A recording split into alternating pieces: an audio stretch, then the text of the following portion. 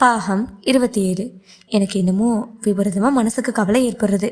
இவர் கோபமாகவும் வருத்தமாகவும் இருக்கிறத நான் பார்த்துருக்கேன். ஆனால் இது ரொம்ப தனியாக, இதுக்கு முன்னே நான் பார்க்காத மாதிரி, இவரே இதுக்கு முன்னே அனுபவிக்காத சுகமாக இருக்குது. என்கிட்ட வாய் திறந்து சொல்லாமல் இப்படி மனசுலேயே என்னத்தையே வச்சுட்டு குமரன்ருக்கார். நான் எப்படி இவருக்கு அந்த நிலைமையில் உதவி செய்கிறது? How can I help him? காரில் வந்து உட்காந்துட்டு இன்னொரு சிகரெட்டை கொளுத்திக்கிறார். என்னை பார்த்து சிரிச்சுட்டே சொல்கிறார், I'm sorry to spoil your evening like this. என்னோட நேரத்தை பாலாக்கிக்கிட்டதுக்காக வருத்தப்படுறாராம். என்ன இதெல்லாம் ஃபார்மாலிட்டிஸ்? நீங்கள் ரொம்ப வருத்தமாக இருக்கிற போது உங்கள் கூட நான் இருக்கேன்னு சமாதானமாக இருக்குது. ஆனால் எப்படி உங்கள் வருத்தத்தை போக்குறதுன்னு எனக்கு புரியலை. என்ன செய்து உங்கள் வருத்தத்தை மாற்றணும்னு எனக்கு தெரியலை. அதனால் நான் கற்றுக்கலை. I have never be a good company for woman. நான் ஒரு ஆண் பிள்ளைக்கு நல்ல துணையாக இருந்தது இல்லைன்னு என்னென்னமோ சொல்கிறேன். Don't father, I will be all right. வருத்தப்படாதுன்னு எனக்கு சமாதானம் சொல்லிட்டு விசில் பண்ணுறார். சாதாரணமாக இருக்க முயற்சி பண்ணுறார். ஏதாவது பிக்சர் போவோமான்னு கேட்குறேன்னா, என்ன பிக்சர்? ஏதாவது உங்களுக்கு பிடிச்சதா? என்ன இங்கிலீஷ் ஃபிலிம்? போடா, உங்களுக்கு கொஞ்சம் டைவர்ஷன் கிடைக்கும். என்ன? வேணாம்ப்பா, என்னால் தியேட்டரில் வந்து உட்காந்துக்கின்னு போர் அடிக்க முடியாது. உனக்கு போகணுன்னா சொல்லு, போகலாம். அதை பற்றி பரவாயில்ல. என்னை கேட்டினா நான் very much in need of a gin. ஆமாம்மா, இவர் கொடுக்கணும்னு சொல்லிட்டு தானே வந்தார். அதை மறுநாட்டு பிக்சர் ட்ராமான்னு என்னென்னமோ சொல்லிட்டு இருக்கேனே. இவரை சமாதானப்படுத்தி எப்படியாவது இவர் மூட மாற்றணுங்கிற ஆத்திரத்தில் நானும் குழம்பி போயிட்டேன் போல இருக்கு. காரை வீட்டு பக்கமாக போகிறதுக்கு திருப்புறார். இருங்கோ, ஆண்ட்ரோட பக்கம் போய் உங்களுக்கு ஏதாவது நான்வெஜ் வாங்கிக்கணும் அப்படின்னு ஞாபகப்படுத்துகிறேன். இட் இஸ் ஆல் ரைட், எனக்கு ஒன்றும் சாப்பிட்ற மாதிரி இல்லைங்கிறார். No, you should eat well. வெறும் வயத்தில் குடிச்சிட்டு சாப்பிடாம இருக்கக்கூடாது. ப்ளீஸ், டைம் நிறைய இருக்குது. திருப்புங்க காரை. நான் ரொம்ப கண்டிப்பாக சொன்னதும் என் வார்த்தைக்கு அப்படியே அடங்கி காரை திருப்புறார். வரிசையாக காரை நிறுத்தியிருக்கிற அந்த முஸ்லீம் ஹோட்டலுக்கு முன்னால் 2 கார்களுக்கு நடுவே கொண்டு போய் காரை நிறுத்துற வரைக்கும் நான் இவரையே பார்த்துட்டு வரேன். இவருக்கு பார்வை ரோட்டில் மட்டும்தான் நினச்சிருக்கு. இந்த பக்கம் அந்த பக்கம் திரும்பவே இல்லை. முகத்தில் அந்த இருட்டு அப்படியே படிஞ்சிருக்கு. வெயிட்டர் வந்து சலாம் பண்ணுறான். அவன்கிட்ட என்னமோ பேர் சொல்லி ஒரு பிளேட் கேட்குறார். அப்புறம் இடியப்பம் கேட்குறார். என்கிட்ட திரும்பி சொல்கிறார், இதுக்கு மேலே போய் உனக்கு மாத்திரம் நீ என்ன குக் பண்ண போகிற? You also take idiyappam. இது வெஜிடேரியன் டிஷ் தான். யூனோ சேமியா, இட் இஸ் தட். ஒரு டஜன் கொடுப்பா. குக்குன்னு அவனை விரட்டுறார். வீட்டில் மில்க் இருக்குதுல்ல? எஸ். இடியாப்பத்து மேலே ஊற்றி சர்க்கரை போட்டு சாப்பிட்டா நல்லா இருக்கும். நம்ம மஞ்சள் இல்லை 1.5 டஜன் தின்னும். இது சொன்ன உடனே மஞ்சுவை பற்றி என்னமோ நினச்சிக்கிறார். முகத்தில் அந்த இருட்டு கண் கலங்குறது. இனிமேல் நானா எதுவும் இவரை கேட்கப்படாதுன்னு மனசுக்குள்ள தீர்மானம் பண்ணிக்கிறேன். நிச்சயம் இவர் என்கிட்ட தன் மனக்குறையை சொல்லிடுவார்னு எனக்கு தோன்றுறது. இல்லைனா இவர் எதுக்கு இவ்வளோ மன கஷ்டத்தோட என்னை பார்க்கறதுக்கு வரார்? அதுவும் எனக்கு டின்னரே என்னோட சாப்பிடணும்னு நினச்சிட்டு தானே சாமக்கிரியத்தோடு வந்திருக்கார். தன்னோட கஷ்டத்தை என்கிட்ட சொல்லி ஆத்திக்கலாம்னு தானே வந்திருக்கார். பேசாமல் விட்டுட்டா இவரே வெளியே வருவார்னு நினச்சிட்டு வெளியே வெடிக்க பார்த்துட்டு உட்காந்துருக்கேன். கார்லேயே உட்காந்துட்டு கையிலே பிளேட்டை வச்சுட்டு சில பேர் சாப்பிட்றா. அதோ ஒருத்தி என்னமோ ஐயோ எலும்புன்னா அது எடுத்து உறிஞ்சி என்னத்தை இப்படி உரியறா? அதுக்குள்ளேருந்து என்னமோ வருமோ? உறிஞ்சிட்டு வெளியே போடுறா. அதுக்காகவே காத்துட்டு 2-3 நாய்கள் நிற்கிறது. ஒன்று மேடு ஒன்றா விழுந்து சாடிட்டு கத்துறப்ப அங்கே கையில் ஒரு தடியோடு தெரிஞ்சுட்டு இருக்க காவல்காரன் 2ஐயும் விரட்டி விடுறான். வெள்ளை ட்ரெஸ் போட்டுண்டு கையில் ட்ரெயில் துணியை பேப்பரை போட்டு மூடி எதையோ எடுத்துட்டு 7-8 வெயிட்டர்கள் அதுக்கும் மரமாக தெரிஞ்சுட்டு இருக்கா. ரேடியோ வந்து சினிமா பாட்டு கேட்குறது. எதிர வெத்தலை பாக்கு கடையில் ஒரு தட்டு அழகாக பீடா சுற்றி வச்சுருக்கான். எல்லாரும் வாயும் அழகாக ஆசை போட்டுன்னு இருக்கா. சிகரெட் போக சொல்கிறது. இவர் என்ன பண்ணுறாருன்னு திரும்ப உள்ள இவரை பார்க்குறேன். ஸ்டேரிங்கில் நெத்தி அழுத்துண்டு மொத்த கவிழ்த்துண்டு உட்காந்துருக்கார். ஸ்லீப்பிங்னு லேசாக இவரோட தொடுறேன். நோன்னு நிமிந்துக்கிறார். நான் இப்போல்லாம் இவரை ரொம்ப சகஜமாக தொட்டெல்லாம் பேச ஆரம்பிச்சிருந்த நினச்சிண்டா ஆச்சரியமாக இருக்குது. எனக்கு ஒன்றும் இவரை தொடரச்ச ஒரு புருஷாவில் தொடுறோமே, அதுவும் அந்நிய புருஷாவில் தொடுறோமுங்கிற உணர்ச்சியே இல்லை. ஆனால் இவராக இது வரைக்கும் இந்த மாதிரி என்னை தொட்டதே இல்லைன்னு இப்போ தான் யோசிக்கிறேன். நவர், இவர் கை என் மேலே பட்டதே இல்லை. இவருக்கு அதில் ஏதாவது குற்றம் உணர்ச்சி இருக்குமோ? சாதாரணமாக எல்லோரும் பேசுகிறச்ச தொட்டுண்டா பேசுகிறா. பொம்மலாட்டி புருஷாவை தொட்டா அவ்வளோ தப்பா? அசிங்கமாக தோணலை. புருஷா தொட்டாதான் என்னமோ மாதிரி இருக்குது. நன்னா இருக்கேன் நியாயம். இவரை தவிர நான் வேறு யாரையும் இந்த மாதிரி ஃப்ரீயாக தொட்டு பேசலையே. அதனால் இவரும் என்னை தொட்டு பேசினா தப்பு இல்லைன்னு தான் தோன்றுறது. இதோ அந்த வெயிட்டர் இவர் ஆர்டர் பண்ணின எல்லாத்தையும் எடுத்துகிட்டு வந்துட்டானே. So quick. நான் பில்லை பார்க்குறேன். 9 ரூபாயும் சில்லறையும் ஆகியிருக்கு. 11 ரூபாய் எடுத்து அவன் கையில் கொடுத்துட்டு அவன் கொண்டு வந்ததையெல்லாம் பென்சிலில் வச்சுட்டு புறப்படுறார். அந்த டின்னில் என்னமோ லிக்விடாக இருக்குது. அது கொட்டி போகிறது. நான் கையில் பிடிச்சிக்கவான்னு கேட்குறேன். சீச்சே, வேணாம், ஒன்றும் சிந்தாது. அப்படியே சிந்தினா நாளைக்கு துடைக்கிறானுங்க, கஷ்டம். உங்கள் காரில் சிந்துடுன்னு நான் சொல்லலை, உங்களுக்கு சாப்பிட இல்லாமல் கொட்டிட்டு போகிறதுன்னு தான் சொல்கிறேன்னு விளக்குறேன். வீட்டுக்கு வந்து காரை ஒதுக்காமல் நிறுத்துறார். இந்த காம்பவுண்டுக்குள்ளே கார் நுழையவும் முடியாது, நிறுத்தவும் முடியாது. அதனால் தெருவில் விட்டு வாச ஓரமாக ஒட்டி நிறுத்துறார். நான் வந்து கதவை திறக்கிறேன். கதவை திறந்துட்டு வரதுக்குள்ளே எல்லாத்தையும் 2 கையில் அள்ளிட்டு நிற்கிறார். கொடுங்கோ, நான் கொண்டு வரேன்னு கேட்குறேன். தரமேட்டங்கிறார். இதோ மேலே இருக்குது, எடு, அதான் உனக்கு, மற்றெல்லாம் நீ தடக்கூடாதுங்கிறார். இப்போ தான் எனக்கு புரியுறது. அதனால் என்ன, பழக்கம் இல்லாதனால தான் நான் சாப்பிட்றதில்ல ஒழிய தொடப்படாது பார்க்கப்படாதுன்னு ஒன்றும் இல்லை. அப்படியானா இதை மட்டும் நான் சாப்பிட்லாமா அப்படின்னு இவர்கிட்ட பேச்சு கொடுக்குறேன். இவர் இப்படியே ஏதாவது லைட்டாக பேசிகிட்டு இருந்தா எனக்கு பிடிக்கிறது. எல்லாத்தையும் கொண்டு வந்து டீப்பாய் மேலே வச்சுட்டு போய் கார்லேருந்து ஒரு சின்ன சுட்கேஸ் மாதிரி ஒரு கருப்பு பெட்டியை கொண்டு வரார். ஓஹோ, இதுதான் இவர் சொன்ன மினிபார் போல இருக்குது. இந்த பெட்டியை திறக்கிறார். உள்ள பல வெல்வெட் லைனிங் கொடுத்துருக்கு. அழகழகாக 2 வைன் கிளாஸ், அப்புறம் ஒரு பாட்டில், என்னமோ விஸ்கி, பச்சை பாட்டில், 2 நாய்க்குட்டி, கருப்பும் வெள்ளையும் சடையா, பிளாக் அண்ட் ஒயிட். அதையும் எடுத்து மேலே வைக்கிறார். முகத்தில் தனியாக ஒரு பிரகாசம் வந்துடுது. ஓடிடிய ஜாயின். ஐயோடி, இவருக்கு இருக்கிற தைரியத்தை பாரு, என்னையும் அதில் சேர்ந்துக்கிறியான்னு கேட்குறார். ஏன் உங்களை மாதிரி ஆக சொல்கிற என்னையுன்னு கேட்குறேன்னா, நெவர், நீ என்றைக்கும் என்ன மாதிரி ஆக முடியாது, ஆகவும் மாட்டேன். நான் ஒரு குட் ஃபேன், நத்திங், ஒன்றுக்கும் உதவாதவன். ஓகே, லீவ் இட், விட்டு தள்ளு. Will you tea me a ஹெல்ப்னு கேட்குறார். ஒரு செம்பில் தண்ணி குடிக்கிற மாதிரி தண்ணி கொண்டு வந்து கூட அப்படின்னு கேட்குறார். இப்போ தான் எனக்கு ஞாபகம் வருது, இவர் ஆற்றுல இவர் கொடுக்குறச்ச பார்த்துருக்கேன். சோடா ஊற்றி கலந்துனா குடிப்பார். மறந்துட்டேனே, ஒரு நிமிஷம் இருங்கோ, பக்கத்தில் கடை இருக்குது, நான் போய் உங்களுக்கு சோடா வாங்கிட்டு வரேன்னு எழுதிக்கிறேன். ப்ளீஸ் கங்கா, நோ, சோடா வேண்டாம், தண்ணி போதும், சில சமயத்தில் தண்ணியே ஊற்றிக்கலாம், ப்ளீஸ் டோன்ட் ஃபாதர். சிட்டுன்னு எழுந்து வந்து என்னை நின்றுட்டு வழியை மறைக்கிறார். எனக்கு இவரை நல்லா ட்ரீட் பண்ணலையோ போகணுன்னு சங்கடமாக இருக்குது. இவர் இங்கிலீஷில் முணமுணக்கிறார். ஒரு குடிகார பயலுக்கு நீ ஓடி போய் சோடா வாங்கிக்கிட்டு வரணுமா, அதுவும் இந்த நேரத்தில், என்ன சொல்கிறீங்கன்னு கேட்குறேன். இவர் என்னை வந்து பார்க்குறார். உதனும் கண்ணும் சிவந்து நெத்தி சுருங்குறது. ப்ளீஸ், உன்னுடைய அன்பால் பாசத்தாலையும் என்னை வதைக்காத, எனக்கு அதுக்கெல்லாம் தகுதியே இல்லை. குடிக்கிறதுக்கு முன்னாடியே எண்ணத்துக்கு உளர ஆரம்பிக்கிறேன்னு விளையாட்டாக சொல்லிட்டு நான் அடுக்குகளுக்கு வந்துட்டேன் தண்ணி கொண்டு வர்றதுக்கு. எவர் சொல்ல சொம்பு இது ஒன்று தான் பெருசாக இருக்குது, சிச்சு தின்னதாக இருந்தால் வாகா இருக்கும், இன்னும் நல்லா பால் இருக்குது. நான் ஒரு மடிச்சி. இவர் சொம்புன்னு கேட்டால் சொம்புலேவா கொண்டு போகணும்? இதோ வாட்டர் ஜக் இருக்கே, ஜக்கில் கொண்டு போய் வைக்கிறேன். ஐ ப்ரிஃபர் ரான்னு சொல்லிட்டு அந்த கிளாஸில் கொஞ்சம் விட்டு 2 விரக்கடை அப்படியே பிரசாதம் மாதிரி மடக்குன்னு ஊற்றிக்கிறார். வாசனை நெடியாக அடிக்கிறது. நான் அந்த பாட்டிலை எடுத்து மோந்து பார்க்குறேன்.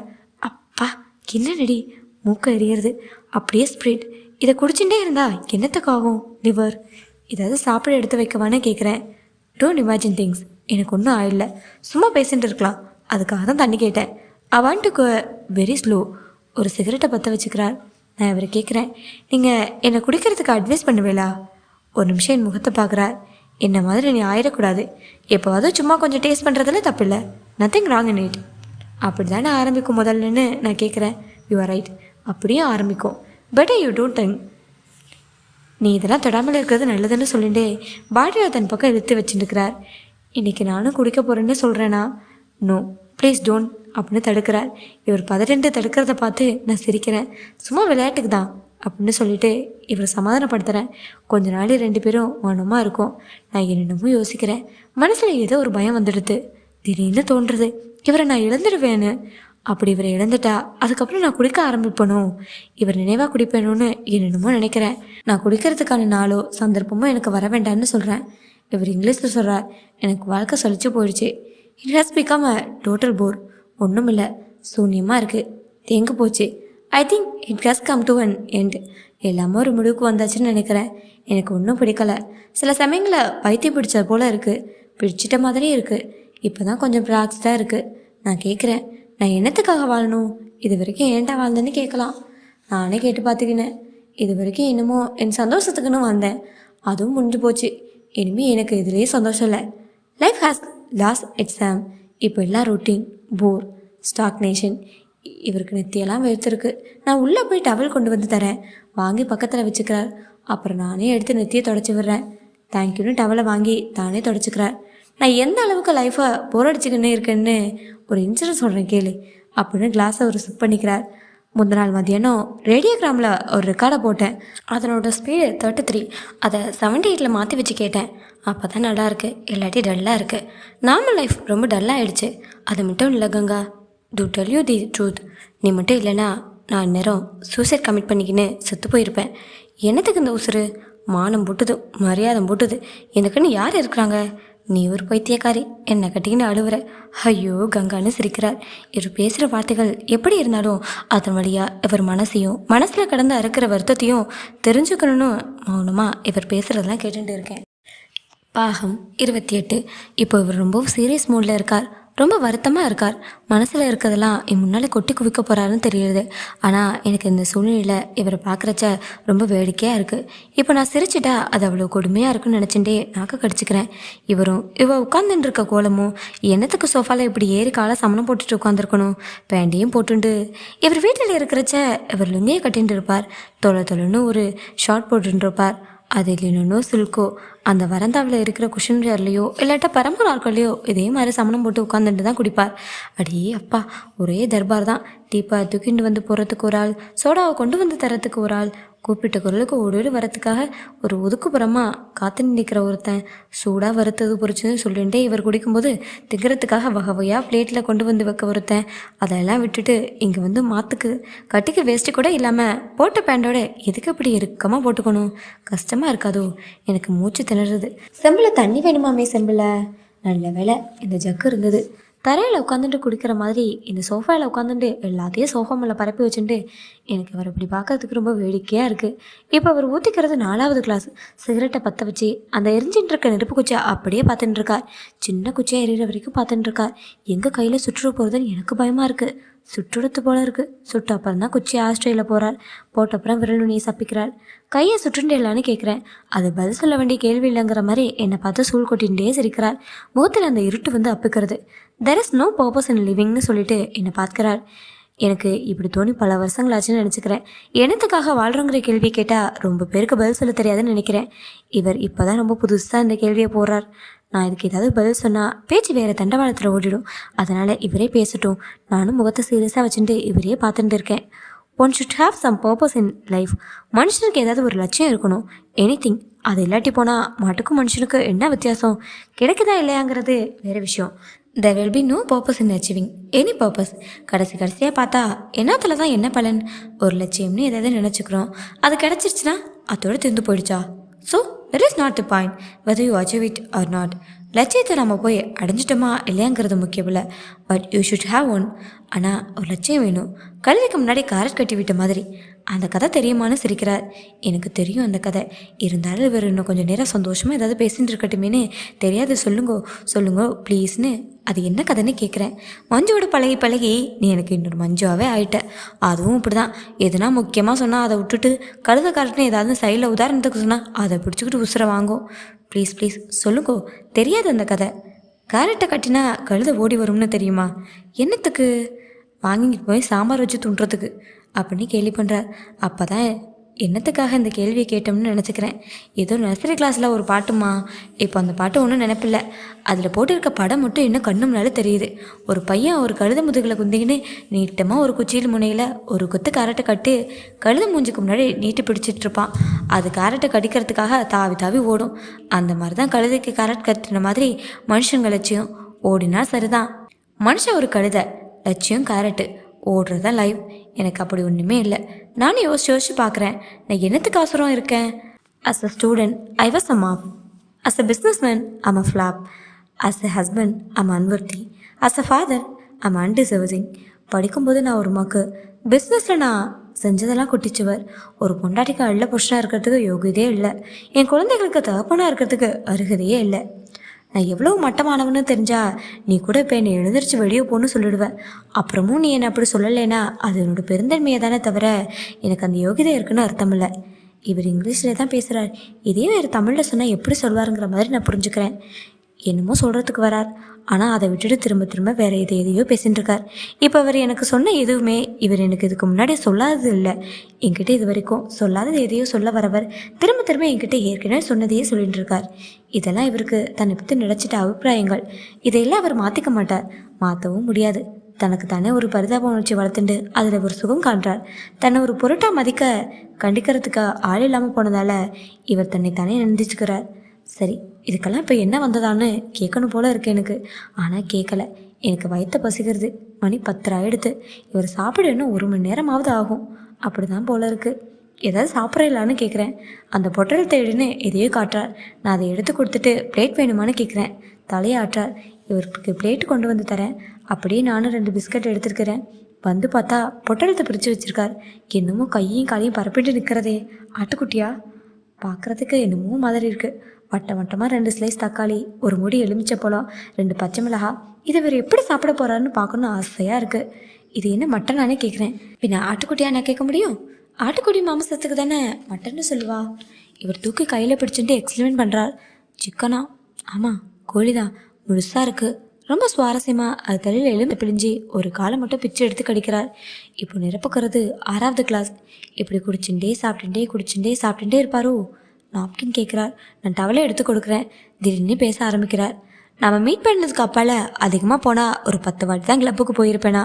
நானே எப்படியாவது அந்த கிளப்புக்கு போகிற பழக்கத்தை விட்டுடுன்னு நினச்சிக்கிட்டு தான் இருந்தேன். ஆனால் ஒவ்வொரு வாட்டியும் நினச்சிக்கிட்டே சாயங்காலமானா அங்கே போய் நின்றுடுவேன். சில நாள் இன்றைக்கி விளையாட வேண்டாம், சும்மா போயிட்டு வரலான்னு போவேன். அப்பால் விளையாட போய் உட்காந்துக்குவேன். மஞ்சு பத்மா இவங்க எல்லாருக்குமே என் கையில் பிடிக்காத விஷயம் இது ஒன்று தான். மற்றதை பற்றி கவலை இல்லை. ஏன்னா இதில் பணம் போடுது பார். சூது விளையாடுறவன் வீட்டில் எல்லாருமே அவங்க வீட்டுக்காரன் மட்டும்தான் தோத்துக்கின்னு இருப்பான்னு நினைக்கிறாங்க. ரொம்ப வேடிக்கையா இல்லை? எல்லாரும் தூக்குறதுனா அது என்ன கேம்? இதில் வேடிக்கை என்னென்னா அவன் சூதாரத்தை கொண்டு வர பணம் தான் வீட்டுக்கு தெரியுது, கிழிக்கிற பணம் தெரியாது. ஏன்னா அது வீட்டு வரைக்கும் கூட போகிறதில்ல. ஸோ இதுதான் லெசன். நீ கிழிச்சினாலும் சரி, தோத்துக்கினாலும் சரி, சூதாரத்துக்கு வீட்டில் இருந்து வெளியில் வர பணம் திரும்பி வீட்டுக்கு போகிறதில்ல. அதனால தான் பொம்மநாட்டிகளுக்கு அதுமே அவ்வளோ கோவம். அங்கே வரவனுக்கெல்லாம் பணத்தை பற்றி ஒன்றும் கவலை கிடையாது. பணம் சம்பாதிக்கிறதுக்காக விளையாடுறோம். சும்மா அது ஒரு கம்பெனிக்கு தான். எங்கள் கிளப் இருக்குதே, it is not easy to get in. அதில் மெம்பராவது அப்படி ஒன்றும் லேஸ் இல்லை. எல்லாம் மில்லியனர்ஸ் தான். அவங்க விளையாட கூப்பிடும்போது எப்படி மாட்டேன்னு சொல்கிறது? இதில் வேடிக்கை என்னென்னா, இந்த மில்லியனர்ஸ் இருக்காங்களே அவங்க எல்லாருக்குமே ஒரு காம்ப்ளெக்ஸ் இருக்குது, இன்க்ளூடிங் மை செல்ஃப். முதல்ல எனக்கு மாத்திரம்தான் இது இருக்குதுன்னு நினச்சிக்கின்னு இருந்தேன். பணக்கார பசங்க எல்லாருமே அப்படி தான் இருக்கானுங்க. அவங்கக்கிட்ட இருக்கிற பணத்துக்கு அவங்களுக்கும் சம்மந்தமே கிடையாதுன்னு அவங்களுக்கு தெரியுது. அந்த பணம் இல்லைன்னா அவங்கள ரொம்ப பேர் எச்சியில் பொறுக்க கூட லாய்க்கு இல்லை. நானே பார்த்துருக்கேனே. எவ்வளோ திறமையானவங்க, புத்தி உள்ளவங்க, கெட்டிக்காரவங்க, நல்லவங்க பணம் இல்லாதனால சாதாரண மனுஷங்களாகவே இருக்காங்க. அவங்களோட புத்திசாலித்தனம், கெட்டிக்காரத்தனத்தெல்லாம் பெண்டாட்டி பிள்ளைகளுக்கு சோறு துணியும் சம்பாதிச்சு தரலே வீணாக போடுது. ஆனால் இந்த பணக்கார பசங்க இந்த பணம் மட்டும் இல்லாட்டி இந்த மாதிரி காப்பாற்றுவாங்களான்னு சந்தேகம்தான். எங்கள் கிளப்பில் இருக்கிறவங்க எல்லாம் ரொம்ப ஜென்டில்மேன்கள் பேர். இவங்க ஜென்டிலிட்டியெல்லாம் நைட் 10:30 மணிக்கு மேலே வந்து பார்க்கணும். அதனால தான் I was not happy going to the club. ஏதோ ஒரு ஹேபிட் தான். ஹேபிட்ன்றதெல்லாம் ஒன்றும் ப்ளஷர் இல்லை. என்னைக்காச்சும் ஒரு நாள் இது சந்தோஷம் கிடைக்காதா? எல்லாரும் சொல்கிறாங்கன்னு திரும்ப திரும்ப ஒரே கதை செய்துக்கின்னு இருக்கோம். செய்து அதுவே பழகமாக போடுது. அப்புறம் சந்தோஷம் எங்க? அதுக்கப்புறம் அது பழகி போயிடுச்சுங்கிறதுக்காக செய்துக்கின்னு இருக்கோம். கழுதிக்கு முன்னாடி கேரட் கட்டின கதை தான். பேசிகிட்டே சாப்பிட்டே கொடுக்குறார். அந்த இலை நிறைய எலும்பும் முள்ளுமாக கிடக்கு. இன்னும் இவர் சொல்ல வந்த விஷயத்த சொல்லாமல் முழுங்கிட்டு தான் இருக்காருன்னு எனக்கு புரியுறது. ஸோ நம்ம மீட் பண்ணதுக்கப்புறம் மோரோவர் லெஸ் கம்ப்ளீட்டாகவே கிளப்புக்கு போகிறத நான் நிறுத்திட்டேன். எப்போது ஒரு நாள் சும்மா போய் தலையை காட்டிட்டு வருவேன். நான் 5 நாளாக நம்ம மீட் பண்ணலையா, அப்போல்லாம் கிளப்புக்கு போனேன். எனக்கு பணம் தரது மஞ்சு தான். திரும்பவும் மஞ்சுக்கிட்ட கொண்டாந்து கொடுத்துட்டு அப்பால வாங்கிக்குவேன். அன்றைக்கி பணம் பத்தலை. மஞ்சுவை கேட்டேன். அதுக்கிட்டேயும் கொஞ்சம் தான் இருந்துச்சு. பத்மா பேர்லேருந்து எடுத்துக்கின்னு வர சொன்னேன். எப்படியும் அன்றைக்கி திரும்பி கொண்டாந்து கொடுத்து வச்சிட சொல்லலான்னு தான் கேட்டேன். அந்த மாதிரி முன்ன கூட 2-3 தபா எடுத்து வந்து கொடுத்துருக்கு மஞ்சு. அன்றைக்கி அது எம்மா தொலைவு மாட்டேன்னு சொல்லிச்சு. அப்போ இல்லை கொண்டாந்து கொடுத்தது. அதுக்கோசரம் நான் கிளப்புலேருந்து ஓடியாந்தேன். 5000 ரூபாய் எடுத்துக்கின்னு ஓடி போய் விளையாடினேன். 2 மணி நேரத்துக்கெல்லாம் சரசன்னு பணம் பூரா போய்க்கினே இருக்குது. அன்றைக்கி ரொம்ப வேலை. கிளிக்கிற காட்சை கூட நான் கேட்டால் போடுது. அப்பால கிளாஸையும் வச்சுக்கின்னு குந்திக்கின்னு விடிய விளையாடுவானுங்க. பாதிலையும் போக முடியாது. பணமோ கரையுது. மஞ்சுவை நினச்சிக்கின்னு பகிர்னு இருக்குது. என்ன பண்ணிட்டேன்? ஓ ஷேம், வாட் அ ஷேம். தலையை ஒழிப்புன்னு ஒரு சிகரெட்டை பற்ற வச்சுட்டு கிளாஸை செட் பண்ணுறார். கிட்டத்தட்ட 1/2 பாட்டில் தேத்துட்டார். இன்னும் குடிப்பாரோ? இவ்வளவையும் குடிப்பாரோ? இப்படி குடிக்கலாமோ? போரும்னு தோன்றுறதே. நான் எப்படி போரும்னு சொல்கிறது? ஜக்கில் தண்ணி இல்லை. அதை சாக்கா வச்சு கேட்குறேன். தண்ணி போருமா? இன்னும் கொஞ்சம் வேண்டுமா? கொண்டு வரட்டுமா? போதும், இன்னைக்கு அதிகமாக குடிச்சிட்டேன். This is a limit. உனக்கு பசிக்குமே. லேட்டஸ்ட் பால் கொண்டாந்து ஊற்றி சக்கரை போட்டுக்கின்னு சாப்பிட்டா இடியாப்பம் நல்லா இருக்கும், எங்கள் மஞ்சு ஒரு டிஜன் துண்ணும்னு அப்போ சொன்னதே திரும்ப ஒரு தடவை இப்போ சொல்கிறார். முன்ன சொன்னது இவருக்கு ஞாபகம் இல்லைன்னு புரிஞ்சுக்கிறேன். அடுக்குகளுக்கு போய் பாலை சூடு பண்ணிட்டு வரேன். இவர் இங்கிலீஷில் சொல்லிகிட்டே இருக்கார். As unforgettable as an Englishman found cheating cards in his கிளப்னு இங்கிலீஷில் ஒரு எக்ஸ்ப்ரெஷன் இருக்குது தெரியுமா? எனக்கு தெரியாது. இவர் சொன்னதை கேட்ட உடனே அது எவ்வளோ அவமானகரமான நிலைமைன்னு என்னால் உணர முடியுது. இவர் அப்படி ஏதாவது பண்ணிட்டாரோன்னு நினைக்கிறச்ச எனக்கு ரொம்ப பாவமாக பரிதாமல் அவரை கட்டிண்டு ஒரு குறை அழலாம் போல் வருது. சித்த நாளைக்கு முன்ன இவர் கையை சுட்டுனப்ப பதற போய் கேட்டுட்டேனே, அது மாதிரி அந்த மாதிரி ஏதாவது செஞ்சுட்டேலான்னு கிளப்லன்னு கேட்குறேன். அப்போது சூழ் கொட்டினாரே அதே மாதிரி என்னை பார்க்குறார். கண்ணு செவந்து கலங்குறது. குழந்த மாதிரி தலையாற்றார்.